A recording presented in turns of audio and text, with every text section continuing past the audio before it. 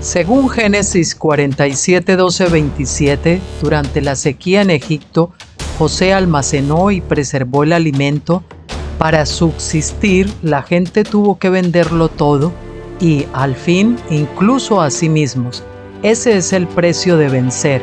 Así es en este tiempo del fin, donde conseguir el alimento para entrar al reino y conquistar nuestra tierra, que es Cristo, formado en nosotros, nos costará renunciar a todo, incluso a nuestra propia vida. Pero a cambio de nuestro todo, tendremos su todo y reinaremos con él. Con ustedes, José. Hola, muy buenas tardes, queridos amigos. Desde España a la aproximadamente la 1 de la tarde, la 1:03 o algo así, del día 25 de octubre del 2022, martes. Y bueno, bienvenidos a todos lo primero a Ministerios Graneros de José.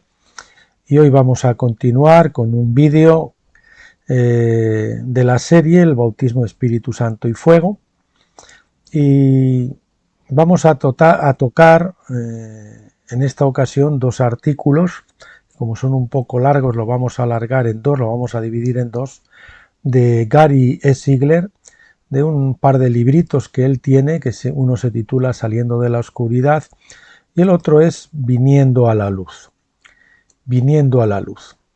Y son dos joyas, realmente dos joyas, que yo les animo, por favor, que los escuchen, que los reescuchen, que los compartan, porque realmente, bueno, yo en realidad lo voy a titular El bautismo de fuego nos conduce a la vida tabernacular, si es que esa palabra se puede decir, es decir, a la vida en la edad de tabernáculos.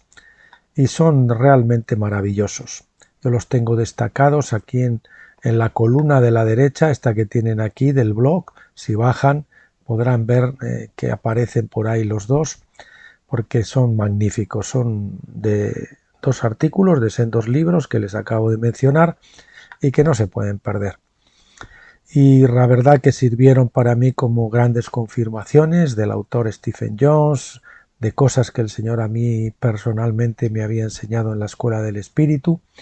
Y en fin, el bautismo de Espíritu Santo y Fuego debe conducirnos a eso, a morir a la carne, cruzar al Jordán y entrar en la tierra prometida de tabernáculos, que es Cristo formado en nosotros, la esperanza de gloria.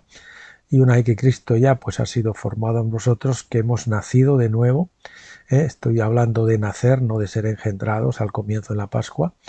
Y entonces pues ya Cristo puede crecer y poco a poco, gradualmente, se supone que alcancemos la madurez en la plenitud del día, en el meridiano del día, que es la unión de las voluntades, la perfecta simbiosis, el perfecto acuerdo con nuestro Señor.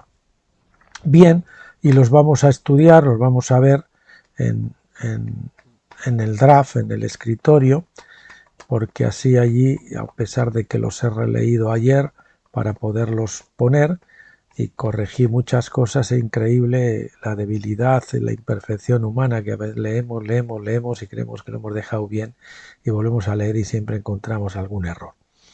Por lo menos en mi caso, vamos. Así que lo vamos a leer desde aquí y si todavía surge algo, pues lo podemos corregir. Comenzamos del libro Saliendo de la oscuridad, parte 5, porque son varias partes. Los libros lo pueden encontrar si luego siguen la etiqueta, las etiquetas que vienen al final de cada post, de cada artículo. Verá que hay una etiqueta que pone bautismo de fuego o Gary Ziegler. Si lo quieren buscar por Gary Ziegler, por cualquiera de los dos, pues les van a salir estos artículos. Y entonces pues ahí los pueden leer los libros completos, que merece la pena también. Bien, aquí tienen el enlace a su página, también, él tiene una página, www.ziegler.org, y dice, he sacado una frase para ponerla de cabecera de este mismo artículo que dice: habrá un día cuando la gente te mire a los ojos e inmediatamente será introducida en la presencia de Dios, será regenerada y será llena con el Espíritu de Dios. Cuando esto ocurra, tú sabrás con certeza que has salido del desierto. Todos hemos estado en el desierto y existe una conciencia hoy de que algo está a punto de irrumpir en escena, de que la Iglesia verdaderamente va a salir del desierto. Lo que llevo dentro de mí, más que cualquier otra cosa en estos días, es el deseo de que a la gente de Dios le sea revelado el amor del Padre. Todos hemos experimentado el amor del Padre en cierto grado, pero para que la Iglesia salga del desierto debe serle descubierto el corazón del Padre. Aunque yo experimenté una revelación del amor de Dios cuando fui salvo, en ciertos momentos esta experiencia ocurre de una forma más especial. Ha habido momentos en mi vida en los últimos 25 años, y los hay todavía, cuando la presencia y la esencia de Dios es tan amorosa y tan maravillosa que me siento sollozo en el amor de Dios. Aunque tú hayas experimentado el amor de Dios, todavía continúa allí estando un descubrir de cuán grande es ese amor. Jesús dijo a sus discípulos en Mateo 13:11, porque se os ha dado a vosotros conocer los misterios del reino de los cielos, pero a ellos, es decir, a las multitudes, no se les ha dado. A nosotros se nos ha dado. ¿Cómo podemos entender eso? Muchas veces le he preguntado a Dios, ¿por qué es que tengo este ardiente? ¿Por qué tengo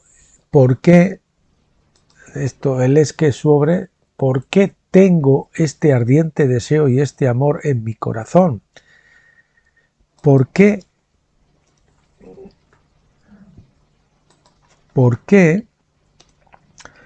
es que todo lo que hay en mí, aquí falta, ¿no? Ya les digo que correcciones no faltan. Repito, muchas veces le he preguntado a Dios, ¿por qué tengo este ardiente deseo y este amor en mi corazón?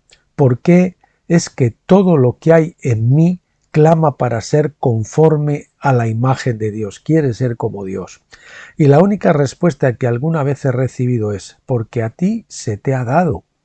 Tú no has trabajado para eso, no has sido bueno, de hecho no puedes ser lo suficientemente bueno para ello, pero a ti se te ha dado conocer los misterios del reino de Dios. Pero a ti se te han dado a conocer los misterios del reino de Dios, por pura gracia, ¿no? Cuando tú lees los escritos de Pablo, él habla mucho sobre el misterio del Evangelio. Alabemos a Dios que puede haceros a vosotros firmes conforme al mensaje de salvación que yo anuncio y la enseñanza acerca de Jesucristo.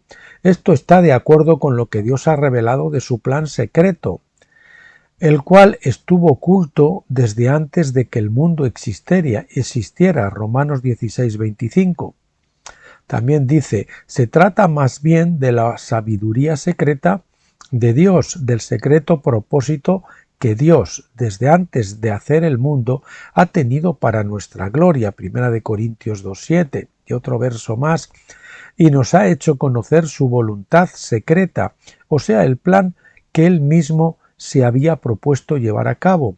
Según ese plan, que se cumplirá fielmente a su debido tiempo, Dios va a unir bajo el mando de Cristo todas las cosas, tanto en el cielo como en la tierra. Efesios 1 del 9 al 10. ¿Puedes tú ser parte de esto? Si tomamos estos versículos literalmente, entonces hay esperanza para cada uno de nosotros. En la plenitud de los tiempos Dios hará esto porque Él es soberano. Es decir, ya saben, en el gran jubileo todos habremos conseguido esto. Dios habrá conseguido su propósito completo. Gran jubileo de la creación, es decir, a los 49.000 años desde Adán. Porque Él es el Elión, el Dios Altísimo, que eso es lo que quiere decir el Elión, el supremo gobernador del universo, y Él se ha propuesto en sí mismo llevar todas las cosas a la unidad en Cristo. Perdón. Si tú recibes la palabra de Dios literalmente, tienes una gran esperanza porque vendrá un día en tu experiencia cuando tú reveles y manifiestes completamente al mundo la gloria de tu Padre Dios. ¿Cuándo va a ocurrir eso? Bien, en un sentido de la palabra pudiéramos decir que ya ha ocurrido. ¿Cuándo fuiste puesto en Cristo? Yo pudiera decir que ocurrió en 1969, cuando escuché el Evangelio por primera vez. Me crié en una iglesia, una de nuestras principales denominaciones, pero cuando tenía 29 años todavía me encontraba yendo a la iglesia buscando a Dios. Cuando alguien me contó el Evangelio de una forma sencilla, entonces me explicó que este Dios al cual yo pensaba que servía, el Dios al cual yo había estado buscando durante toda mi vida, todo lo que Él quería para mí era que simplemente abriera mi ser a Él y lo recibiera a Él como Señor, y de esta manera lo experimentara a Él. Y cuando hice eso, experimenté lo que es estar en Cristo. Podría pasar horas contándote de mis experiencias durante los primeros días. Yo sabía que había sido colocado en Cristo y todo el mundo alrededor de mí también lo sabía. No porque inmediatamente salí y prediqué el Evangelio, sino porque mi vida cambió. Sin decir ni una palabra, la gente con la que yo trabajaba comenzó a decirme: «Gary, ¿qué está mal en ti?». No era el mismo. A ellos les parecía que había algo equivocado en mí. En 1969 entré en la consciencia de estar en Cristo, pero ¿sabes qué? Eso no fue cuando realmente ocurrió. El Evangelio simplemente nos declara que fuimos puestos en Cristo en la cruz del Calvario, de una forma objetiva, pero tenemos que llegar a experimentarlo subjetivamente. ¿Puedes tú creer eso? Primero que todo, ¿puedes creerlo para ti mismo? Y de esta manera, ¿puedes creerlo para aquellos alrededor de ti? Dios mostró su plan secreto y me lo hizo saber, como ya les escribí brevemente. Al leerlo pueden darse cuenta de que conozco el secreto de Cristo o el misterio de Cristo, ¿verdad? Efesios 3 del 3 al 4. Y me ha encargado hacerles ver a todos cuál es el plan que desde siempre era un secreto de Dios, un misterio de Dios, creador de todas las cosas. Sucedió así para que ahora, por medio de la Iglesia, todos los poderes y autoridades en el cielo lleguen a conocer la sabiduría de Dios en todas sus formas. Dios hizo esto de acuerdo con el propósito eterno que llevó a cabo en nuestro Señor Jesucristo. Falta un acento. Efesios 3 del 9 al 11. Sigue otro texto. Esto es un secreto, es decir, un misterio muy grande, pero yo me estoy refiriendo a Cristo y la Iglesia. Efesios 5:32. Oren también por mí, para que Dios me dé las palabras que debo decir y para que pueda hablar con valor y dar así a conocer el misterio del mensaje de salvación. Efesios 6:19. Y otro texto para terminar, es decir, el misterio que desde hace siglos y generaciones Dios tenía escondido, pero que ahora ha manifestado a los suyos. Colosenses 1:26. El misterio del Evangelio fue dado a conocer y revelado a la Iglesia primitiva, especialmente por el apóstol Pablo. Después de su resurrección, Jesús pasó 40 días con sus discípulos enseñándoles cosas pertenecientes al reino de Dios. Este es el por qué en el día de Pentecostés un simple puñado de hombres pudo voltear al mundo. Como decía, estos son los que vuelven el mundo patas arriba, ¿no? Algunos de ellos habían pasado 3 años y medio con el mismo Jesús, y por las palabras que habló, colocó en ellos la revelación del reino de Dios. Y tú sabes que nosotros como Iglesia estamos todavía esperando por el reino de Dios, ¿o no es así? no dándonos cuenta que el reino de Dios está aquí. Aunque tú pudieras decirlo en esta forma, el reino está aquí, pero aún no. El reino de Dios está aquí en el sentido que Dios, por el poder de su Espíritu, te capacita para traer todo tu ser en sujeción a Él. Ese es el reino. El reino de Dios es simplemente la ley y el dominio de su Espíritu. Pero desde ese primer periodo de revelación, primero a través de Jesús y después por los discípulos, muchas cosas han entrado en la Iglesia, que no deberían de haber entrado. El apóstol Pablo enseñó sobre esta revelación del reino y ni siquiera había estado con Jesús físicamente antes de su muerte y resurrección. Incluso Pablo tuvo la más maravillosa revelación, creo, que es superior a cualquier otro hombre en el Nuevo Testamento. Sin embargo, la Iglesia a lo largo de la historia ha perdido casi toda la esencia del Evangelio que Pablo predicó. Si ella no se hubiese perdido, no verías las condiciones que tenemos en la tierra hoy, especialmente en nuestro tiempo laodicense. En este país especialmente hemos hecho del Evangelio un evangelio intelectual. Si tú lo crees, puedes ser un cristiano. Si tú no lo crees, no puedes ser un cristiano. Es simplemente un asunto de conocer intelectualmente todas las cosas correctas. Repito, si tú no lo crees, no puedes ser un cristiano, eso dicen, pero es simplemente un asunto de conocer intelectualmente todas las cosas.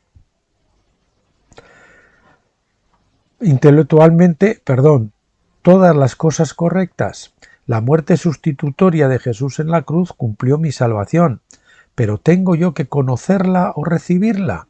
¿O puedo estar en una tierra extranjera lejana en cualquier parte y nunca haber escuchado el nombre de Jesús? Y pudo haber algo que se estremeciera dentro de mi ser. Pude mirar las estrellas y no darme cuenta que a través de la creación de Dios hay una revelación de Él, como dice Romanos, ¿no? Nos es revelado a través de las cosas hechas. Y aunque no conozca su nombre, algo dentro de la misma esencia de mi ser clamará por más vida. Puede ser que incluso, aunque no tengo un entendimiento del Evangelio, pudiera clamar, porque quien quiera que clamare el nombre del Señor será salvo. Romanos 10:13. ¿Pudiera esto no ocurrir? ¿Pudiste tú estar en una tierra extranjera no habiendo nunca escuchado el nombre de Jesús y ser salvo? Bien, si tu respuesta es no, no conoces el corazón de Dios. Si un hombre en una tierra extranjera clama a Dios, la misma cosa que te ocurrió a ti cuando recibiste a Jesús, le ocurrirá a él. Es por el Espíritu del Señor y no por un conocimiento intelectual que tú eres salvo. Puedes saber todo lo que hay que saber sobre el Evangelio. Puedes recitar capítulos y versículos de la Biblia y todavía no conocer a Dios. Sabes que esto es cierto. Y aquí está este hombre pobre y humilde que ha dicho: debe haber alguien allá afuera más grande que yo y deseo conocerle. Hay algo en nosotros, simplemente lo sabemos. Ese hombre es regenerado sencillamente como tú y yo. Él puede que nunca escuche el nombre de Jesús en su tiempo de vida y puede encontrar un monje budista que le instruirá a él en la religión budista y será un hombre muy confundido, porque en su corazón él habrá encontrado y ha sido regenerado y tiene dentro de él la esencia del Espíritu de Dios, pero en su mente él tiene la confusión de la religión budista. Y sin embargo hoy hay hombres y mujeres a lo largo de América que dirán que porque ese hombre es un budista sirviendo a un falso Dios, posiblemente él no pueda ser salvo. Por favor, escuche y entienda. Por favor, escucha y entiende. No es lo que tú crees intelectualmente lo que cuenta para Dios. Cuando vayas ante Dios, tu excusa no será buena si le dices: te recibí intelectualmente, expulsé demonios en tu nombre, sané al enfermo y levanté al muerto. ¿Qué es lo que Jesús dirá? Nunca te conocí, Mateo 7:23. Y ese pobre y humilde hombre lo que quería era a Dios y enredó su mente con la religión budista. Sin embargo, en su corazón él tenía al Dios del universo. Podrás verlo introducirse a la presencia de Abraham, Isaac y Jacob, pero tú serás echado afuera.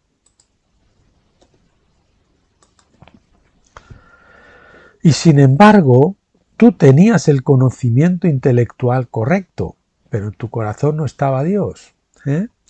No juzgues nunca a una persona por lo que piensa en su cabeza. Conoce su corazón. No, yo no iría a adorar a un templo budista, pero no condenaría a nadie que tenga un genuino amor por Dios en él. Y tú puedes ver la diferencia entre religión y amor. ¿Y sabes qué? Ese budista no es diferente a ese cristiano. Si estás en la iglesia o fuera de ella, tú has sido influenciado por 2000 años de tradición religiosa y puedes estar tan dañado en tu cabeza intelectualmente como lo está un budista. Pero si tú tienes a Dios, eso es lo que realmente importa. Pudiera ser luterano, pudiera ser un católico, pudiera ser un pentecostal, pudiera ser cualquier cosa. Pero si tú has encontrado al Dios de Abraham, Isaac y Jacob, tú lo sabrás. Y te mirará a ti porque vas a la iglesia luterana y te diría, no conoces a Dios. Y te diría, ¿no conoces a Dios? No me atrevería a decir eso. Sin embargo, eso ocurre todo el tiempo. Vamos a conocernos unos a otros por el Espíritu. Pasa algún tiempo en mi presencia y conoce mi corazón. Tú puedes escucharme cosas con las cuales no puedes estar de acuerdo. Y eso es correcto, pero si tú me conoces y conoces mi corazón, me amarás y yo te amaré. Las diferencias en nuestras creencias intelectuales no importan, es algo secundario. Cuanto más entre cristianos, ¿no? Cuando hay diferencias doctrinales, lo importante es que tengamos a Dios en el corazón. Oh, me parece tan terrible para la Iglesia escuchar esto. En el día del juicio, ¿qué es lo que va a importar? ¿Que tengas toda la doctrina correcta o que tengas un corazón hambriento de Dios? Si buscas a Dios, si liberas el sufrimiento de tu vecino, si abres tu casa al necesitado, ¿qué es lo que realmente importa? Oh Dios, yo simplemente creí en todo lo correcto. Lamento mucho este asunto, pero no te conozco. Estuve en prisión y no viniste a mí. Estuve sediento y no me diste de beber. Tuviste una iglesia de 10.000 personas y no les diste de beber. Les diste todo tu conocimiento. Les enseñaste los 7 pasos para esto y los 11 pasos para aquello, pero no les diste nada para beber. Tú realmente no les diste de comer a mis ovejas, no te conozco. Esto va a ocurrir si no entendemos y no se nos revela el corazón del Padre. El plan de Dios, su propósito eterno, es que Él reúna, todas las cosas en Cristo. De esta manera, como se dice en Efesios 5, para que Él pueda presentarse a sí mismo una iglesia gloriosa sin mancha ni arruga. Ya sabe que sin manchas son los restos del pecado y las arrugas sin el paso del tiempo. Las arrugas pues nos hacen alusión a los años, a los muchos años. La iglesia no tendrá, será una iglesia como jovencita pero y sin mancha, como nueva. ¿Cómo es que esto ocurrirá alguna vez? Debemos tener una revelación del corazón del Padre. Hubo un tiempo cuando si me hubieras preguntado qué era lo que pensaba que llevaría a todo el mundo dentro de una unidad, te hubiera dicho que para que esto aconteciera, todo el mundo tendría que ser luterano. Cuando él era luterano, obviamente. Realmente, eso es lo que te habría dicho. Todo el mundo debe saber que no es justificado por lo que hace, sino, como enseñó Martín Lutero, debe ser justificado por la fe. Así que te hubiera dicho que para que todo el mundo estuviera en unidad, todos deberíamos ser luteranos, deberíamos ser justificados por la fe. Si tú me hubieras preguntado años más tarde lo que pensaba que la Iglesia necesitaba comprender a fin de entrar a la unidad, te hubiera dicho de inmediato que todo el mundo habría tenido que ser lleno del Espíritu Santo y hablar en lenguas. Eso traería la unidad. Pero pienso ahora que hemos tenido unos años de experiencia en eso, podemos mirar atrás y ver que no hay ninguna unidad traída por la gente al ser llena con el Espíritu Santo y hablar en lenguas. No diría ninguna unidad, por supuesto, hubo alguna unidad, pero no en general. La única cosa, y este párrafo va todo en negrita resaltado, la única cosa que nos llevará realmente dentro de la unidad es la revelación del corazón de nuestro Padre Dios, dándonos cuenta que Él es solo el Dios de Él, que Él no es solo el Dios de los judíos, no es solo el Dios de los luteranos, no es solo el Dios de los pentecostales, sino que Él es el Dios y el Padre de toda la humanidad.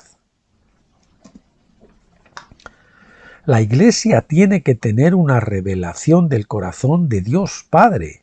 Se nos debe revelar que Dios tiene un plan perfecto, como Efesios dice, y ese, su eterno propósito, todo eso, bueno, perdónenme que esto no pita. A ver, ahora, a veces le da clic y no se mueve.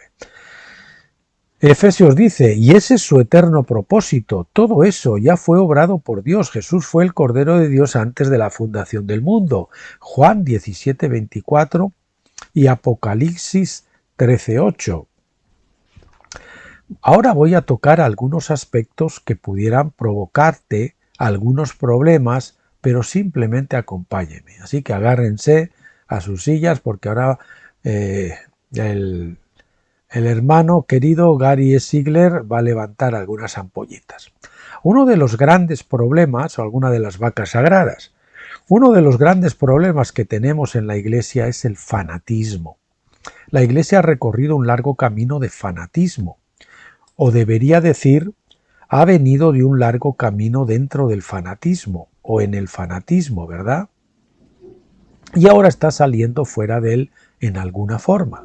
Hubo un tiempo cuando, si pertenecías a una cierta denominación y eras negro, tenías que ser segregado afuera y no podías ser parte de una denominación importante.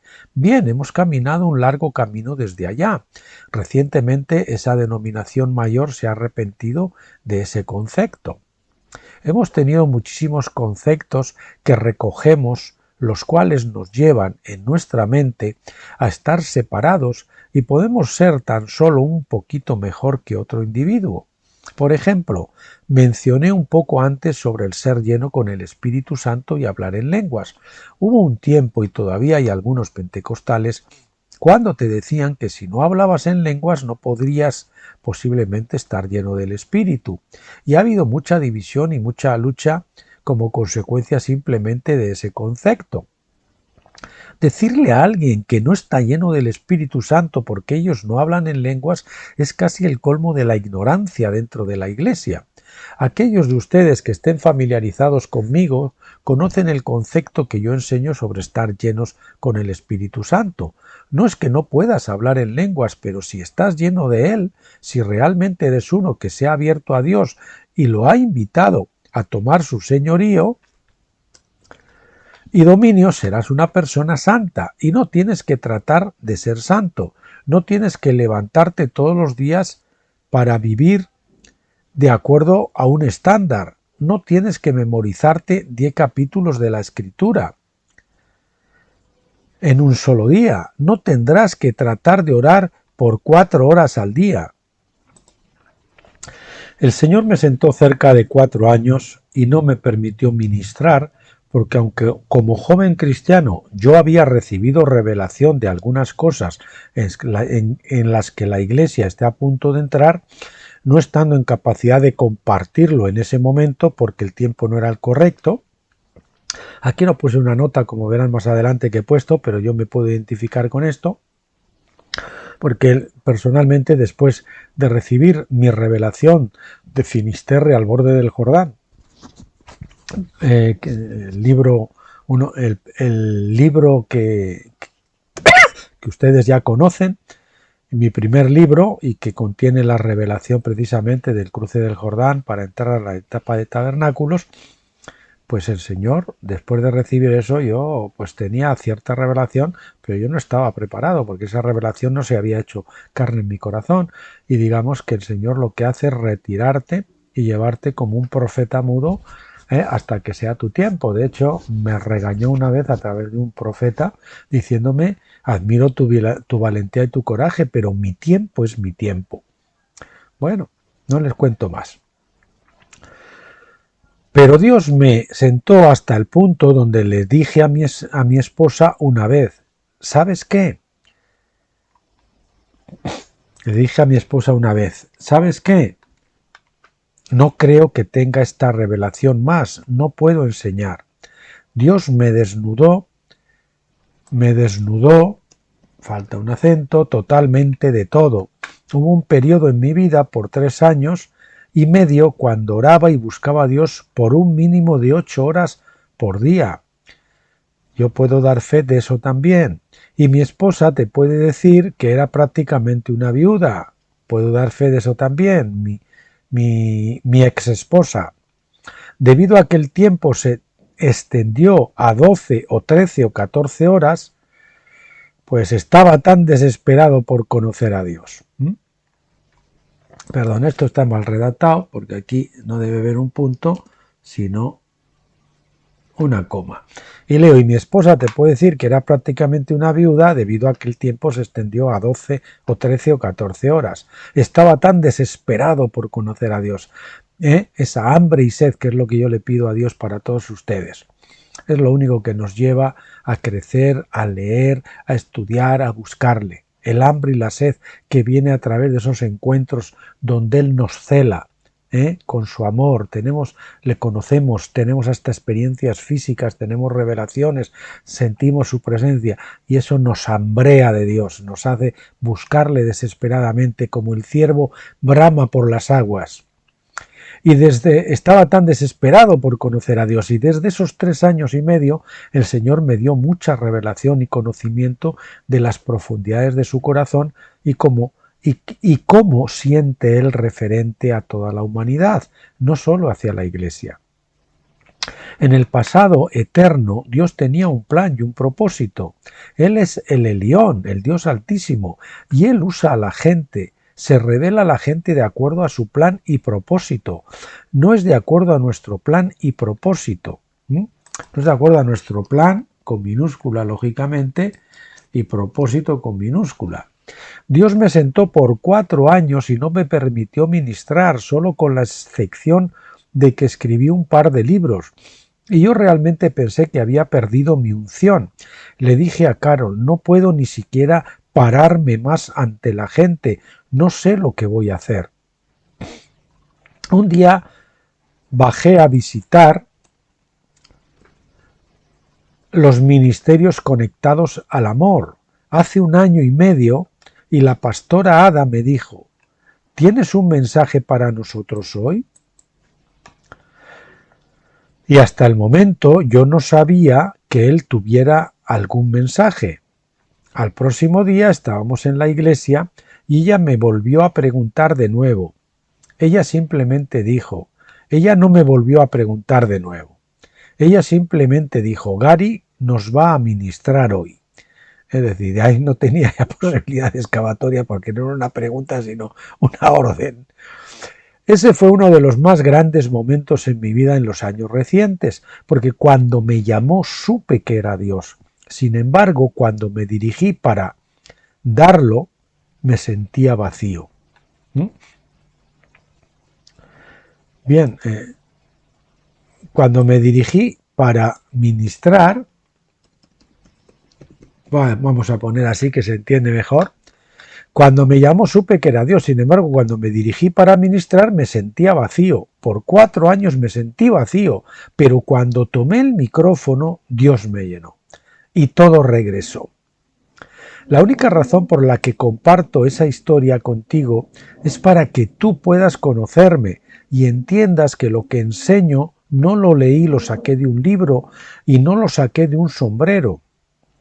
Y no estoy copiando el ministerio de alguien más. Una de las cosas que Dios me descubrió es que en estos días hay una maravillosa, gloriosa y magnífica revelación del corazón de Dios viniendo a su iglesia. Dios realmente ama a la humanidad, pero tomamos las cosas de Dios y creamos problemas. Nos volvemos fanáticos. Si tú no hablas en lenguas, no estás lleno del Espíritu Santo. Jesús le dijo a sus discípulos: permaneced en Jerusalén hasta que seáis no llenos con el Espíritu Santo, sino vestidos con el Espíritu Santo, que es diferente, ¿verdad? En Lucas 24-29, él dijo: vosotros esperad en la ciudad de Jerusalén hasta que seáis investidos, lo cual significa ser vestidos con el Espíritu Santo. Y ya hemos hablado en los anteriores capítulos sobre lo que significa pues el espíritu esencial y el espíritu económico. El espíritu económico es un revestimiento exterior, ¿eh? El espíritu esencial es algo interior, ese se refiere a la llenura y el otro al poder, lo cual significa ser vestidos con el Espíritu. Y entonces leemos en Juan 20:22 que el mismo primer día de la resurrección de Jesús, Él se apareció entre sus discípulos y les dijo recibir el Espíritu Santo, y diciéndolo simplemente sopló sobre ellos. ¿A qué te recuerda esto? Es decir, vino ahí, digamos, la llenura, es decir, yo le llamo a eso la unción de vida pentecostal, antes que el revestimiento pentecostal que vino después. Esa es la llenura y el otro es el revestimiento, el uniforme para ministrar. En el mismo principio, Dios exhaló sobre un hombre de barro, nos recuerda ese capítulo, ¿verdad? En el propio aliento de Dios estaba la misma esencia de Él. Todo lo que Dios es está contenido en su aliento, su espíritu. Y cuando Jesús dio su aliento sobre aquellos discípulos y dijo: recibid el Espíritu Santo, ellos fueron totalmente llenos con el Espíritu de Dios. Este es el único camino, amigo, en el que alguna vez podrás ser lleno con el Espíritu. Este es el único camino, amigo, en el que alguna vez podrás ser lleno con el Espíritu Santo recibiendo el aliento de Dios. No puedes vivir físicamente sin respirar, tampoco puedes vivir espiritualmente sin el aliento de Dios. Esa es la razón por la que Dios le dijo a Ezequiel en el Valle de los Huesos Secos que hablara al viento para insuflar aliento. Dar aliento de vida, aliento del espíritu, dentro de los huesos secos. Ezequiel 37 del 4 a 10. En las palabras está el propio aliento de Dios. Solo habla a aquellos huesos y obsérvalos para hacer vivir. Yo suelo decir que cuando sentimos la unción de Dios, yo muchas veces la he sentido, a veces cuando hablaba con otras personas, yo sentía como si Dios, yo lo decía así con una metáfora, barnizaba mis palabras. Yo notaba que salía algo, ¿no? Como que esas palabras estaban barnizadas, ungidas. Y hay otras veces que no sientes nada y pueden estar ungidas igualmente, ¿eh? Si estás lleno con el Espíritu Santo, eres sencillamente un santo. Ahora, ¿qué significa esto? Ni siquiera sabemos realmente lo que significa. Pensamos que para ser santos probablemente tengamos que parar toda la actividad secular, orar y leer mucho la Biblia. En otras palabras, nuestro concepto de santidad es un camino de esfuerzo, pero el camino más simple para explicarlo es que la santidad está donde quiera que Dios esté. La primera vez que la santidad es revelada en la Biblia fue en la zarza ardiente, donde Yahvé habló a Moisés: quítate tus sandalias porque estás parado sobre tierra santa. Yo les diría, como se dice en mi libro Finisterre al borde del Jordán, cuando Josué tiene esa teofanía y se le aparece el Señor y le dice: quítate tu calzado porque la tierra en la que estás es tierra santa. Es que de alguna forma estaba diciendo, eso ya está conquistado, porque yo ya lo he conquistado para ti, ahora solo tienes que entrar y tomar posesión. Esa tierra era santa únicamente porque la presencia de Dios estaba allí. He escuchado enseñar sobre santidad hasta que ésta ha terminado convirtiéndose en esclavitud. Ojo a todo este párrafo que está resaltado en negrita. Comienzo. He escuchado enseñar sobre santidad hasta que ésta ha terminado convirtiéndose, esta es un pronombre, se refiere a la santidad, ha terminado convirtiéndose en esclavitud, no en santidad, ¿verdad? Tú tienes que dejarte tu pelo largo, no puedes cortarte el pelo en esta forma o en esa forma, no puedes ir al cine, no puedes bailar, no puedes tomar un trago como hacían en la denominación de que fundó el evangelista Moody, que tenían un retrato allí del fundador de la denominación con barba, pero luego ellos en la denominación de ella prohibían llevar la barba. ¿Qué les parece? El camino de la santidad ha sido enseñado de tal manera que ha llevado a la gente dentro de la esclavitud más que a la libertad. Dios ama a su pueblo libertándolo para vivir de acuerdo a la conciencia de su presencia. Sin embargo, hablando en forma general, el pueblo de Dios como un todo realmente no carga la presencia de Dios dentro de ellos. No carga, no lleva, vamos a poner que se entienda mejor, no lleva la presencia de Dios dentro de ellos. Todos sabemos que Él está aquí, pero estoy hablando desde una experiencia de la consciencia, porque muchas veces no tengo consciencia de la presencia de Dios. Algunas veces comienzo a hablarle a alguien en la calle e inmediatamente soy consciente de que Dios está en la escena. Pero bueno, yo suelo decir, y esto es así, ¿no? Nosotros cuando ya entramos y cruzamos normalmente de Pentecostés a tabernáculos después del cruce del Jordán, recibimos la presencia de Dios, la presencia de vida ya de tabernáculos de alguna manera, y sentimos una presencia consciente muchas veces, pero hay veces que no la sentimos, pero eso no quiere decir que no esté. Ahí yo quiero aclarar también un poquito esta mi posición personal. Es como un perfume. Uno se lo pone y lo usa muchas veces y al final él mismo no nota el perfume. O la persona que comparte su vida muy cerca con él tampoco lo puede notar. Pero las personas con las que habitualmente no convive, esas cuando está con él, notan ese perfume, porque Cristo está ahí, no se ha ido, ¿verdad? Si es que, claro, lógicamente no hemos perdido su presencia. Es decir, lo llevamos puesto el perfume, pero muchas veces no lo notamos. Pero hay veces que el Señor nos deja sentir de nuevo esa para que sigamos teniendo conciencia de que Él está ahí. En ese momento no pienso en mi condición, no pienso sobre dónde he perdido a Dios por los 3 o 4 últimos días.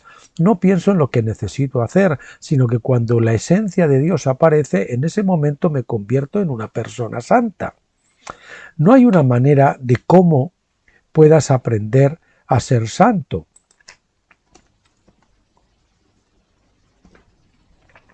Una mejor palabra para esto es transformación. Y ahora en negrita también. Tú no puedes aprender con una mente natural. He compartido frecuentemente que traté por 13 años y medio de ser un buen cristiano y nunca lo logré. Tampoco pude dejar algunos simples hábitos que tenía, ni podía dejarlos ni quería hacerlo. Me acuerda esto a Harold Hill, no sé si ustedes conocen el famoso autor del libro Cómo vivir como un hijo de rey, que él decía cuando estaba también intentando dejar de fumar y oraba, Señor, ayúdame a dejar de fumar. Ya un día el Señor, cansado de oírle pedirle eso, le dice, pero Harold, sé sincero. Y entonces le digo, sí, Señor, tienes razón. La verdad, Señor, es que me apetece fumar y me encanta fumar. Y si tú no haces algo para interferir con este hábito, voy a acabar fumando 3 cigarrillos al mismo tiempo. Es decir, me va a salir el humo por las narices, por la boca, por las orejas y por otros sitios, yo qué sé, hasta por el sobaco. Bueno, continuamos. Pero Dios es mi Padre y una vez me habló diciendo, Gary, tengo un plan y un propósito para ti. Puedes luchar de nuevo. puedes rebelarte y te va a provocar mucho pesar, mucho dolor en el corazón. Vas a pasar por muchas pruebas y mucha tribulación, pero yo soy el Elión y te puedo garantizar que habrá un día cuando tú revelarás y manifestarás plenamente mi gloria y mi creación. Qué tremendo, ¿verdad?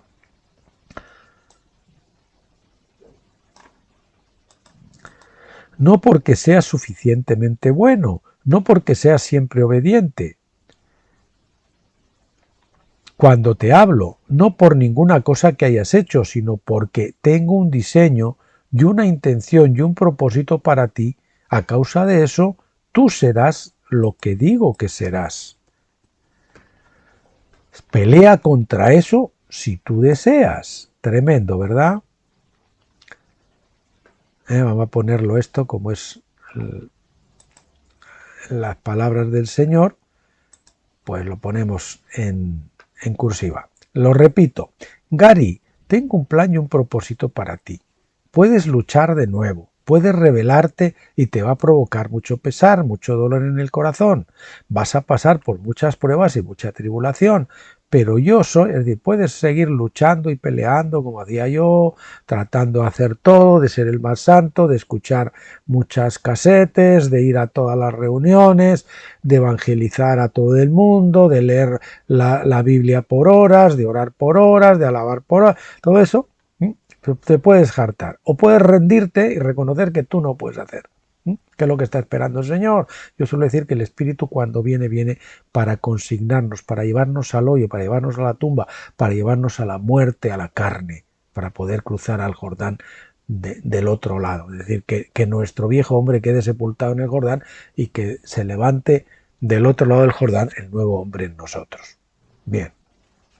Dice aquí, continuamos, vas a pasar por muchas pruebas y mucha tribulación, si sigues así, pero yo soy el Elión y te puedo garantizar que habrá un día cuando tú revelarás y manifestarás plenamente mi gloria y mi creación, no porque seas suficientemente bueno, no porque seas siempre obediente cuando te hablo, no por ninguna cosa que hayas hecho, sino porque tengo un diseño, una intención y un propósito para ti. A causa de eso tú serás lo que digo que serás. Pelea contra eso si tú deseas. El obstáculo más grande contra el que me golpeé fue: ¿qué hay sobre la voluntad humana? Él es el Elión. Se dice en círculos religiosos que Dios no viola tu voluntad. Bien, háblame sobre la historia de Jonás. Este es el que dice, no, que Dios es un caballero, Dios nunca viola tu voluntad. Naná y cucas, como diría mi esposa, ¿verdad?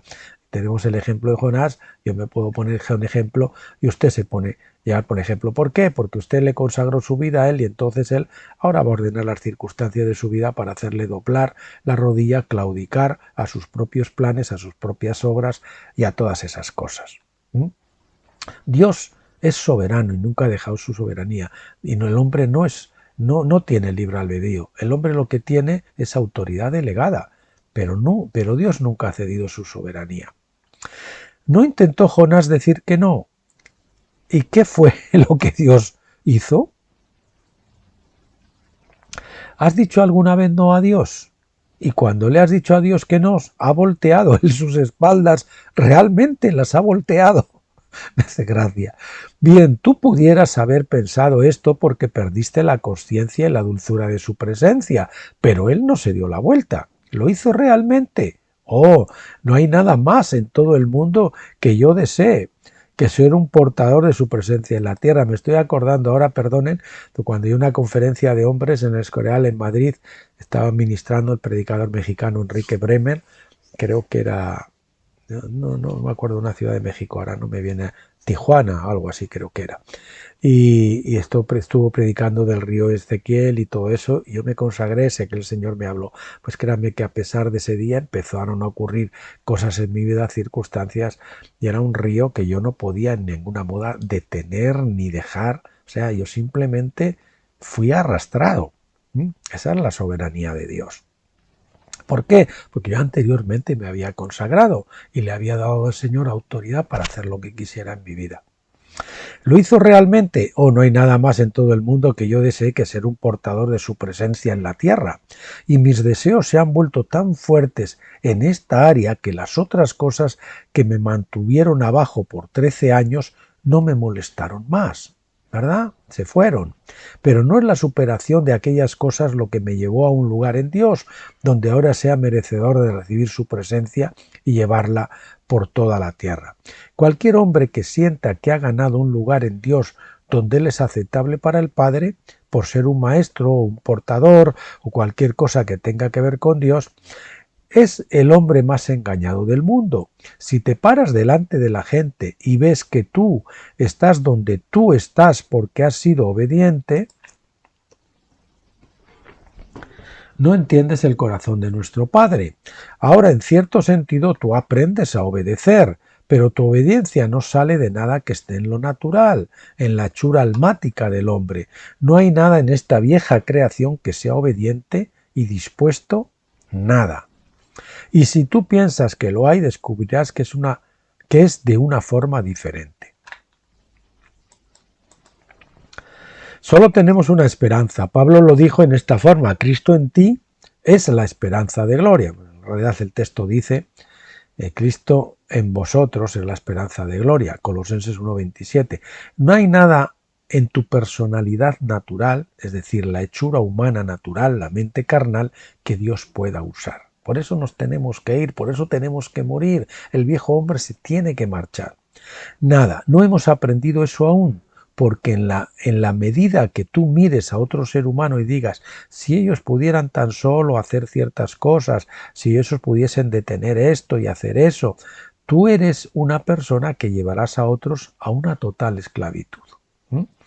Porque el Señor lo que quiere, y yo lo repito muchas veces, no es que hagamos, sino llevarnos al reposo, a que dejemos de obrar, a que dejemos de hacer, para que Él pueda hacer las cosas a través de nosotros. Solo cuando Él nos manda a hacer algo lo hagamos, el resto no estemos quietos. ¿Y cuánto cuesta eso? En las iglesias pentecostales, donde te pinchan, que hay que decir, que hay que evangelizar, que no, ¿verdad? No hay nada en Adán que servirá para Cristo. No quiero decir que no hay que hacer, cuando uno le guíe y sobre todo cuando uno esté preparado para hacerlo, ya esté rendido a Dios. Es cuando comienza la resurrección, ¿verdad? Viene con la vida de resurrección. No hay nada en Adán que servirá para Cristo, aunque él pueda quererlo. Él enseñó mucho sobre el árbol del conocimiento del bien y el del mal, que existe un buen deseo en la mayoría de nosotros. Perdón.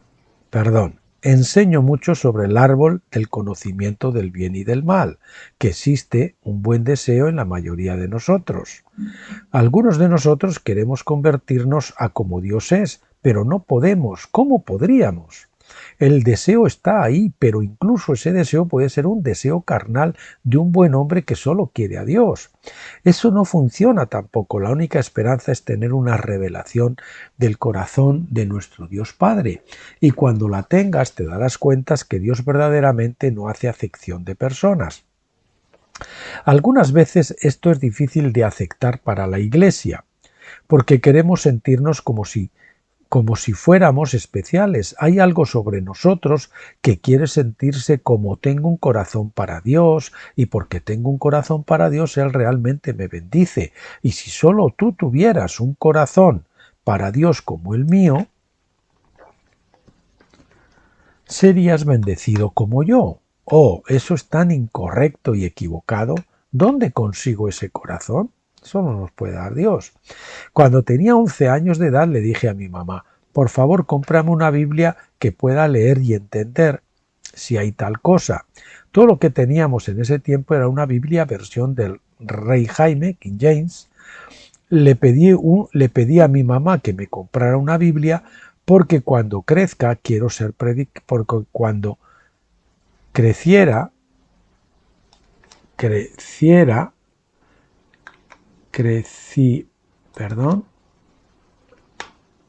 Deme un segundo, porque cuando creciera quería ser predicador. ¿Por qué? Yo odiaba a la iglesia. Le dije a mi mamá que cuando creciera nunca iría a la iglesia de nuevo. No era la iglesia. Yo había nacido con un deseo, un hambre por Dios. Acostumbraba a pensar que eso solo me ocurría a mí, que era una clase de exclusividad. Ninguno de mis otros amigos parecía tener un deseo tan fuerte como el que yo tenía. Ahora me doy cuenta que era la gracia. Dios es el Elión y tiene un plan y un propósito. Él colocó su semilla no solo en ti y en mí. Tiene un plan y un propósito, con mayúsculas. Dios ha colocado su semilla en toda la humanidad. El Evangelio de Juan dice que Jesús será la verdadera luz que ilumina a cada hombre que viene al mundo. Juan 1:9. ¿Es esto verdadero o falso? Proverbios nos dice que el espíritu del hombre es la lámpara o el candelero del Señor. Proverbios 20:27. Cada persona tiene dentro de ellos la semilla de Dios y esa semilla necesita el esperma divino para avivarse y regenerarse. ¿De acuerdo? Eso es lo que viene en la justificación cuando creemos. Es cuando somos engendrados.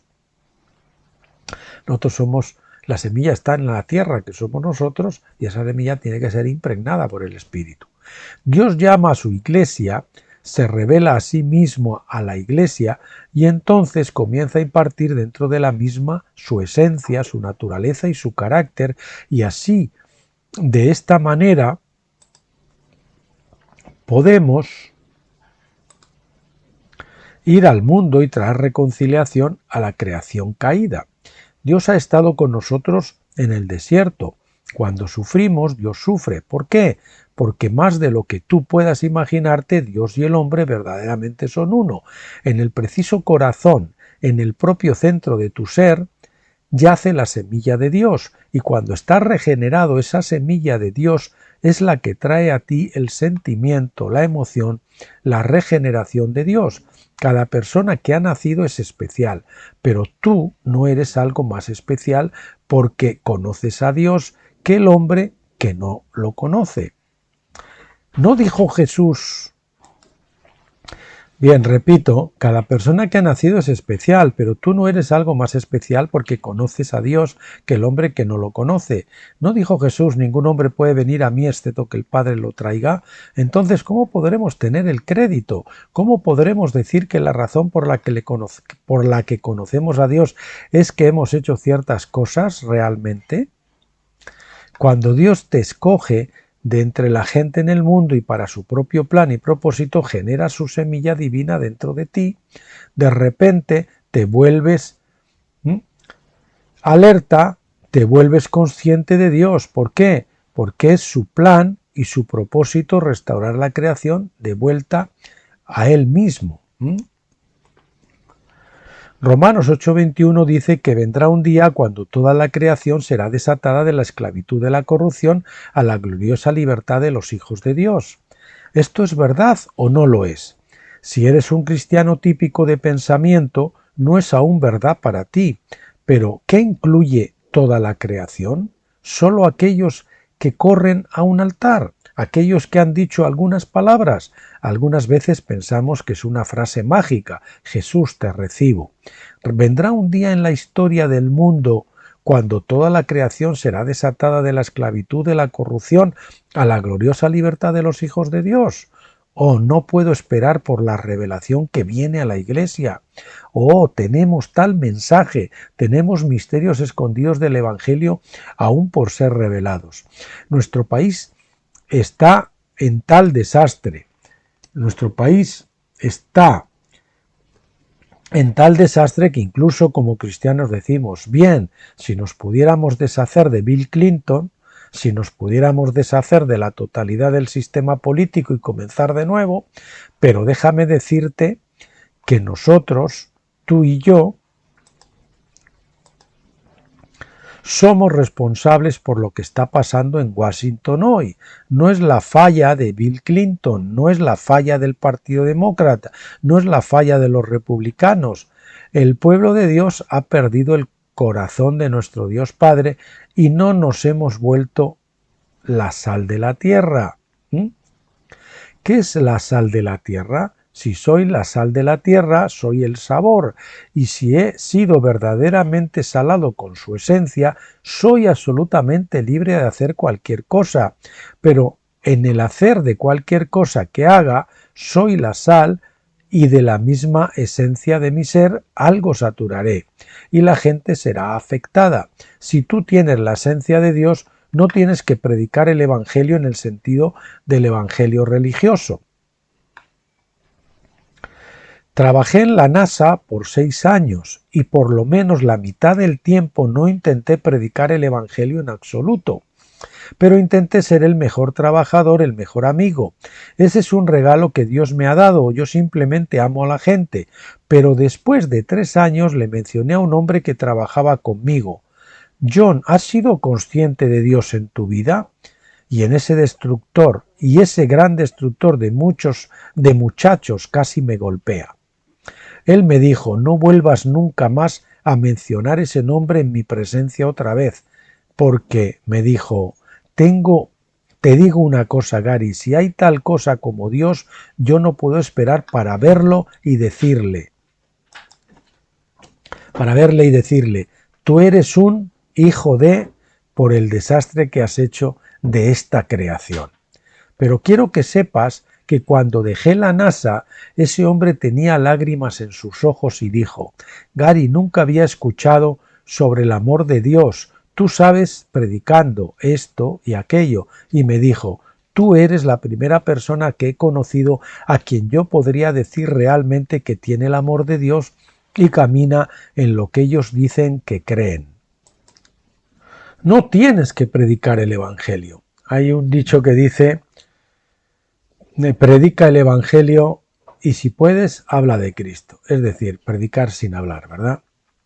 Y si tú estás alrededor de mí, tú descubrirás que soy un bromista, me divierto mucho. Sin embargo, sé que dentro de mi ser hay una muy preciosa unción de su amor por la humanidad.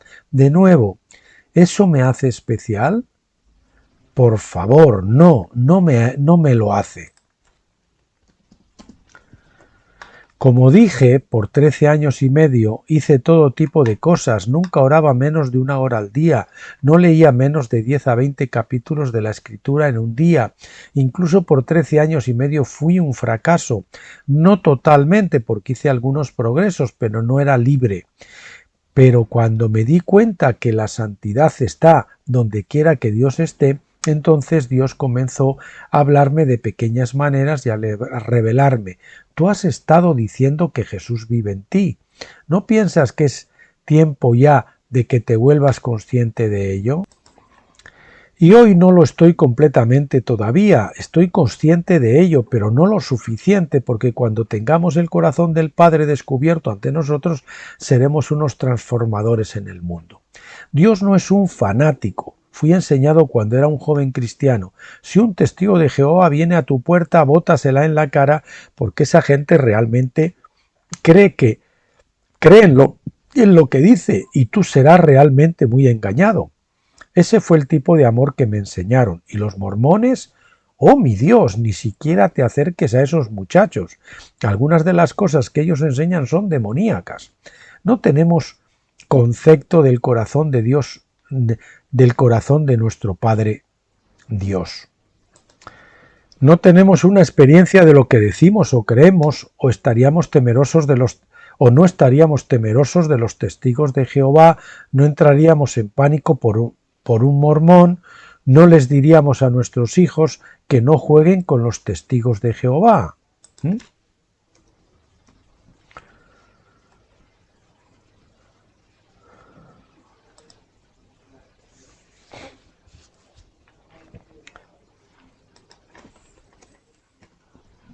Si tuviéramos la esencia de Dios y fuéramos la sal de la tierra, ¿a qué le temeríamos? Porque salaríamos la tierra. Tú realmente eres la sal de la tierra. Pero el Señor dijo, si la sal pierde su sabor, Mateo 5:13, y para la gran mayoría esto es lo que ha ocurrido. En 2000 años hemos perdido el sabor. La Iglesia no está realmente capacitada para salar mucho más. ¿Qué dijo el Señor? No es buena para nada, necesita ser botada. Alguna gente te dirá que eso quiere decir que si pierdes tu sal, pierdes tu sabor. Has perdido tu salvación e irás al infierno y te quemarás eternamente. Déjame decirte lo que realmente significa. Cuando tú pierdas tu condición de salinidad, el fuego de Dios empezará a traer purificación. No es una experiencia negativa. El Elión conoce exactamente lo que necesitas para conducirte a postrarte de rodillas, así de simple como él sabía lo que le tomaría regresar a Jonás, quien había huido de lejos de él. Y por eso el juicio comienza por su casa, porque él va a llevar a su casa a ponerse de rodillas y a volver y a que esté salada de nuevo. Tú eres libre para hacer cualquier cosa que quieras hacer, eres libre de voltearle la espalda a Dios, pero tengo noticias para ti, trata de hacerlo. Seguro que puedes hacer tu elección, eres libre, pero realmente no tienes una voluntad libre. Tu voluntad está también cautiva por el enemigo a través de la caída, o te has entregado a ti mismo a Dios. Una de las dos. No sé por qué pone esto con acento, pero bueno. Acostumbraba a manejar hacia el desierto todas las mañanas en California y decía: Dios, te doy permiso para hacer cualquier cosa que se necesite. Yo le digo a los principados y poderes en los lugares celestiales, le doy a Dios permiso para hacer cualquier cosa que Él quiera hacer en mi vida. Eso le decía él a Dios, ¿verdad? Perdí mi voluntad libre. Si es que alguna vez la tuve, la perdí entonces. Dios se convirtió en el Elión para mí, tanto si me gustaba como si no. Tanto si me gustaba como si no. Y ha habido muchas veces cuando no me gustó, esas veces en que el fuego se torna caliente, y yo suelo decir esas veces en que uno le quiere agarrar al Señor por el cuello y le dice: Señor, sigues así, pero yo lo que estoy haciendo, si sigues apretándome, yo lo que te estoy cogiendo es más bien odio que amor, ¿eh? Y si pudiera estrangularte, te estrangularía. Así le decía yo algunas veces al Señor, expresándole lo que realmente había en mi corazón, pero Él no se dejó intimidar por eso. Gracias por eso, Dios mío. Pero aunque miramos a nuestras experiencias como negativas, tenemos que entender el corazón de nuestro Padre Dios. Él te quemará hasta convertirte en algo crujiente. Serás juzgado, pero no será un juicio religioso. Dios no es ese ser grande, feo grande y feo, allá arriba, lleno de ira vengativa. Sé que la Biblia habla sobre la ira de Dios y también sé que el día del juicio está viniendo, pero el concepto de pecadores en las manos de un Dios airado, ya saben, de ese discurso famoso de Jonathan Edwards, no es realmente el concepto de tu Padre Dios. Dios como tu Padre te pasará a través del fuego hasta que el holocausto esté completamente consumido, y si no pasas ahora en este tiempo, lo tendrás que pasar después, porque ninguna carne va a poder estar en su presencia. ¿Qué le ocurre al oro si lo lanzas en el fuego? Se purifica el oro, la plata y las piedras preciosas. ¿Qué es lo que hay en ti? El oro. ¿Tienes tú la naturaleza y vida divina de Dios o no la tienes? Si podemos decir, como el apóstol Pablo nos enseñó, que tenemos la vida divina en nosotros, entonces tenemos el oro, pero tendremos que ser purificados por el fuego. Espero que puedas escuchar lo que estoy diciendo e ir un poco más allá con esto. Dios no tiene placer en la muerte del impío. Ezequiel 33:11. Juan dijo que Jesús bautizaría con el Espíritu Santo y con fuego. Mateo 3:11. Bien, hemos tenido al Espíritu Santo en Pentecostés, pero hemos omitido el fuego, porque esa no es la parte divertida. Eso es lo que le ha pasado a la iglesia del fin de los tiempos, a la iglesia de la Odisea, entre las cuales están todas las iglesias en este momento, no solo las pentecostales, la católica, la luterana, es decir, ¿cómo se dice? Tiatira, Esmirna no, Tiatira, la Odisea, Filadelfia, todos estamos en ese ángulo. Bueno, Filadelfia quizás se salve, pero lo que es Tiatira, Sardis y la Odisea, pues imagínense. Estamos en ese tiempo. ¿Por qué? Porque el fuego es lo único que contrarresta la levadura que tipifica la edad pentecostal de los 2 últimos años hasta 1993, que acabó la era pentecostal. Pero necesitamos el fuego porque cuando tengamos el corazón del Padre descubierto, para nosotros seremos los transformadores del mundo. Nací con una naturaleza que ama todas las cosas incorrectas. Dentro de mí tenía un deseo por Dios, pero mi carácter y hechura naturales eran mucho más fuertes que mi deseo por Dios. A cualquier parte que iba, los ministros decían: no te puedo ayudar, tienes que hacer tu elección, tienes que decidir, ¿vas a obedecer a Dios o obedecer a tu carne? Bien, ¿qué podía hacer si mi carne era más fuerte? Traté de obedecer a Dios, pero no resultó, así que Dios me puso en el fuego. Ese es el remedio para nuestra carne. Todos nosotros pasaremos a través del fuego. Tu personalidad y carácter humano, todos estos rasgos humanos que has heredado de tu padre Adán, toda la desobediencia, todas las equivocaciones de tus caminos, todo en tu ser que sea anticristo, y la Iglesia hoy está llena de anticristo, debe ser quemado. Y si no es en esta era, el que lo consigue en esta era, o el que se somete en esta era y acepta el fuego, pues será un vencedor. Pero si no, tú, si eres cristiano, será después en la segunda resurrección cuando te levantes. Antes de recibir la vida inmortal tendrás que ser completamente el carácter de Dios. Tendrás vida, pero para recibir la vida inmortal serás resucitado, pero no inmortal. Entonces, para recibir la vida inmortal tendrás que pasar por muchos o pocos azotes según te corresponda. Y el resto, pues en la edad del lago de fuego. Así que mejor pasarlo ahora, ¿no creen? El Elión te pondrá en el fuego hasta que salga de ello una columna de humo. Es decir, cuando ya queda humo es que ya se ha quemado todo, ¿verdad? Y esto no es para ti solamente. Tú eres afortunado en este sentido de la palabra, que Dios te está llamando a ti ahora. Dios nos ha llamado afuera ahora, para comenzar a purificarnos, para que de esta manera, afuera ahora, para comenzar a purificarnos, para que de esta manera podamos portar el mensaje de reconciliación al mundo.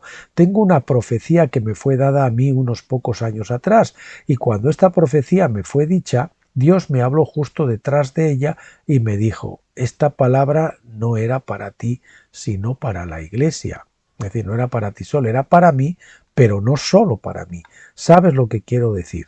Y la palabra era esta, que es con lo que comenzaba la cita al principio, ¿verdad?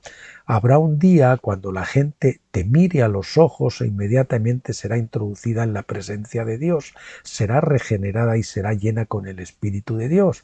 Cuando esto ocurra, tú sabrás con certeza que has salido del desierto. Pues es algo así como cuando Jesús le dijo a Mateo: levántate y sígueme. ¿Y quién se le podía negar? Nadie. Necesitamos ser la ofrenda que es consumida sobre el altar por el fuego de Dios, y eso duele, pero tú sabes que fue dicho sobre Jesús, y tú tendrías la misma actitud si entendieras el corazón de Dios, que por el gozo que fue puesto delante de él soportó la cruz. Y si tú tienes el plan de Dios para tu vida revelado, entonces por la alegría que es colocada ante ti, también soportarás el fuego. Tú soportarás el dolor, soportarás el sufrimiento. No hay mucha conversación en la Iglesia hoy sobre el sufrimiento, pero si tú vas a ser santo, tú sufrirás, y no va a ser porque la gente persiguiéndote, aunque eso puede ser parte de ello, por la gente persiguiéndote. Tú vas a sufrir en la propia esencia de tu ser, porque todo lo que en ti pensabas que era santo va a ser arrancado.